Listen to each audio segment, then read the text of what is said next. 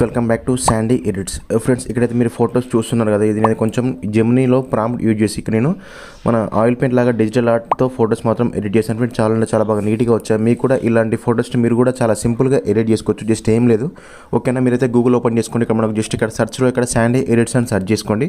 మనకు ఆటోమేటిక్గా మనకు వెబ్సైట్ ఓపెన్ అయిపోతుంది. ఫస్ట్ లింక్ ఓపెన్ చేస్తే ఇక్కడ మనకు సెర్చ్లో ఇక్కడ G05 అని సెర్చ్ చేసుకోండి. G అంటే జెమినీ ఫ్రెండ్స్, 05 అంటే అక్కడ మనకు ఆ పోస్ట్ నేమ్, ఓకేనా. సింపుల్గా మనకి ఇక్కడ పోస్ట్ ఓపెన్ అయిపోతుంది. ఆ పోస్ట్ మీద క్లిక్ చేసుకొని మీకు ఫుల్ ఫోటో కనిపిస్తుంది. మనకైతే ఈ విధంగా అయితే డిజిటల్ ఆర్ట్ వస్తుంది, ఓకేనా. ఇలా అయితే కొంచెం పైకి స్క్రోల్ చేయండి. సింపుల్ ఏం లేదు, ఇక్కడ మనకు ప్రాంప్ట్ ఉంది ఫ్రెండ్స్. ఆ ప్రాంప్ట్ మీద క్లిక్ చేసుకొని మొత్తం ఇలా అయితే కింది వరకు కాపీ చేసుకోండి, ఓకేనా.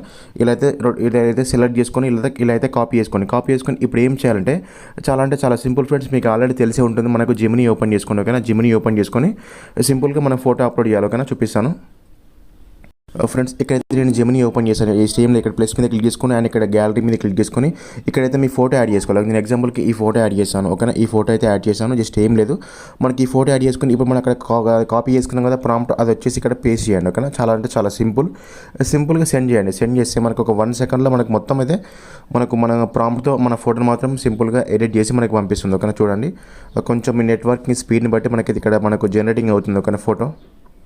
ఫ్రెండ్స్, ఇక్కడ చూసారు కదా, మనకు చాలా అంటే చాలా నీట్గా రియలిస్టిక్ అయితే మనకు ఫోటో మాత్రం జనరేట్ అయిపోయింది, చాలా సింపుల్గా, ఓకేనా. ఇలా అయితే మీరు మల్టిపుల్ ఫోటోస్ పెట్టి యాడ్ చేసుకోవచ్చు. మనకు మల్టిపుల్ లాగా అయితే వస్తుంది, ఓకేనా.